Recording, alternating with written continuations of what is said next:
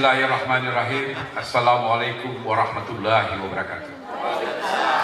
Selamat siang dan salam sejahtera untuk kita semua. Terima kasih teman-teman sudah mendahului. Saya perkenalkan diri. Di Demokrat itu memang untuk yang mengurus relawan dan orsap partai itu ada namanya Kepala Badan Pembinaan Jaringan dan Konstituen, disingkat PBJK. Jadi Ketua Umum Mas Ahaye langsung menugaskan saya. Jadi setiap ada audensi-audensi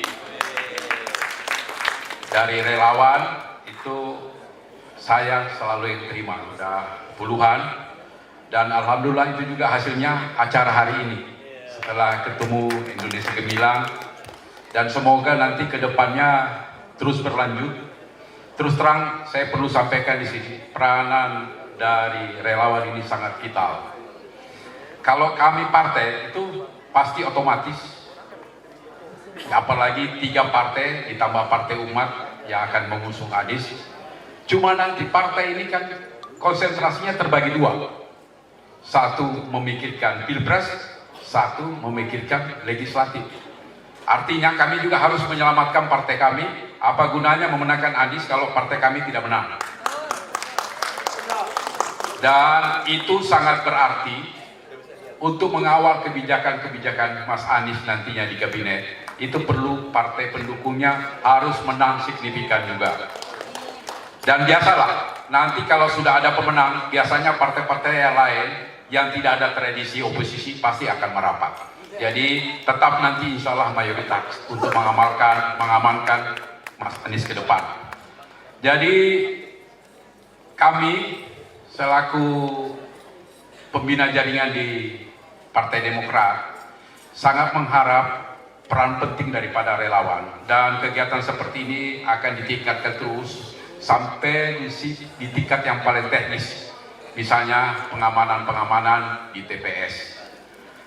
Sekedar perlu saya informasikan, untuk perjalanan Partai Demokrat sampai memutuskan Mas Anies jadi calon presiden memang cukup panjang. Teman-teman semua ketahui bahwa istilah perubahan dan perbaikan itu pertama dicetuskan oleh Ketua Umum kami Ahaye pada Rapim 15-16 September. Di saat itu seluruh DPD dan DPR provinsi maupun sampai tingkat kabupaten kumpul di JCC di Senayan, itu memutuskan. Jadi wacana-wacana dari daerah, nama Mas Anies itu sudah muncul. Cuma karena keputusan waktu itu harus diputuskan, waktunya sudah mendesak, daerah memutuskan 2 nama, Ahaye dan Mas Anies.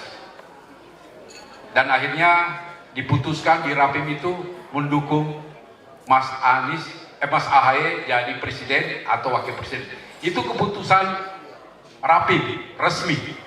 Jadi teman-teman relawan harus juga memahami perasaan kami kalau masih insya Allah sampai hari ini berjuang untuk, selain capres kami sudah putuskan melalui piagam dengan 3 partai koalisi perubahan dan untuk persatuan, kami juga jangan disalahkan kalau masih berupaya secara maksimal untuk pendamping Mas Anies yang kami anggap untuk sementara ini yang memenuhi 5 kriteria yang disepakati, yang memang disebut Mas Anies dan tim kecil, tim 8. Dari 5 kriteria itu memang yang paling menghampiri adalah Mas Ahaye.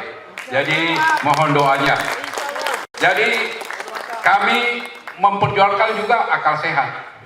Tapi itu bukan harga mati. Tetap kami serahkan sepenuhnya itu keputusan capres yang kita sudah dukung. Tapi namanya upaya tidak salah kan? Namanya usaha tidak salah, ya. Jadi itu mohon pengertian, karena itu keputusan Rapim. Dan terus terang, setelah Mas Ahaye memutuskan dengan Pak SBY memutuskan majelis tinggi untuk memutuskan capres Mas Anies, Mas Ahaye melakukan perjalanan ke seluruh daerah dan ternyata nyambung. Hampir semua di daerah yang dikunjungi semua bersimpati dengan keputusan Partai Demokrat dengan partai koalisi yang lain. Alhamdulillah, alhamdulillah. Jadi keputusan menurut Ketua Umum kami itu sudah harga mati. Walaupun kemarin Partai Sahabat Mas Erlangga dan Muhaimin datang menggoda, alhamdulillah Partai Demokrat masih kuat iman. Dan sampai pernyataan terakhir Mas Muhaimin, aduh, tidak bisa digoda di Demokrat, imannya terlalu kuat. Sampai sudah bilang, Mas Ahe, kalau koalisi perubahan yang menang, ingat-ingat PKB ya. Wah, itu tanda-tanda. Walaupun beliau tutup juga, kalau kami menang, kami tidak akan lupa juga Partai Demokrat. Ya. Ternyata ngomongan dari tes, dan ternyata setelah kami terkonfirmasi, dua partai ini ternyata memang diutus untuk menggoda Partai Demokrat. Yang tidak perlu saya jelaskan, sudah jelas. Jadi satu kesimpulan kita, selama mereka masih menggoda partai-partai pengusung Mas Anies, dan selama mereka mengganggu partai-partai koalisi Pak Anies, artinya surveinya Mas Anies masih mantap betul. Dan saya dapat bocoran kemarin dari sahabat saya dari Gerindra, itu survei di Jawa Barat, DKI, Banten, ternyata Anies jauh sampai membuat kandidat yang lain udah putus asa. Di Jawa Barat pikirnya dia dulunya waktu pemilu lalu sangat signifikan di Jawa Barat, ternyata Anies sudah jauh. Jadi ternyata survei yang dari teman-teman dari partai besar ini, yang kebetulan sahabat kami, dia bocorkan. Jadi kalian, survei-survei yang ada sekarang ini, survei-survei yang memang diorder. Setuju gak? Iya. Jadi indikasinya satu saja kesimpulan kita, selama Anies masih diganggu, artinya dia masih kuat. Betul, saya setuju dengan pendapat teman dari Nasdem, bahwa kalau sudah dibiarkan, pasti dilantik. Kalau sudah dibiarkan berarti kandidat lain sudah mulai menanjak. Itu ada hal yang penting yang saya mau sampaikan. Ternyata efek ekor dari Mas Anies ini luar biasa. Di beberapa daerah yang basis Anies dari survei terkuat, ternyata beberapa sahabat partai yang bukan mengusung Mas Anies itu mulai pindah. Di Jakarta ini sudah berapa kader-kader partai yang tidak mengusung Anies sudah melapor. Ternyata rakyat di bawah sudah minta isi dengan baik. Maaf, kami nggak bisa dukung Bapak karena kami pendukung Anies.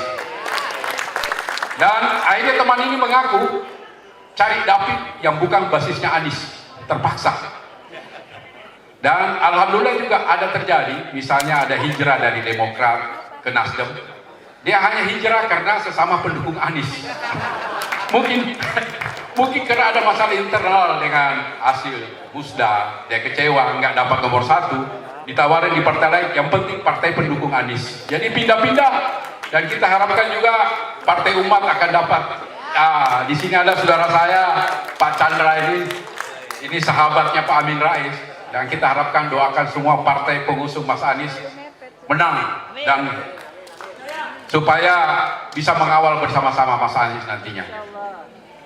Jadi terus terang, beberapa dapil yang kuat Mas Anies, misalnya di Kalsel, di DKI, sudah banyak teman-teman yang tadinya DPR, ini aktif loh, DPR RI sudah pamit pindah ke Demokrat. Nanti kita lihat di saat pengumuman.